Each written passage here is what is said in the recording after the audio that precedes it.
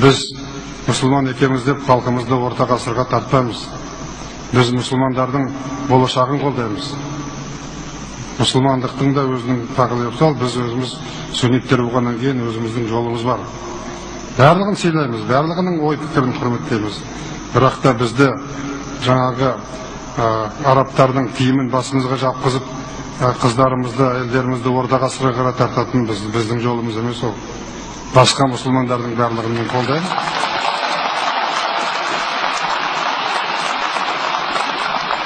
Біз қазақпыз, көшпенділерміз. Аттың үстінде жүрген қазақпыз. Аттың үстінде жүрген сарбаздың жанында атқа мініп әйелі де жүретін, қыздары да жүретін. Сондай қазақпыз біз. Естеріңде болсын тарихта. Қазақты ешкім жаулап алған жоқ. Тек қана ішіне ертке салып жаулады. Еш уақытта. Ол баяғыда ханның кезінде, біз Ресейге бағынбай тұрған кезде, әр хан, әр рудан, тайпадан 100 солдат сұрайды екен. Әрқайсысы атқа мінгізіп 100-100-ден солдат жібереді. Сонымен жиналды.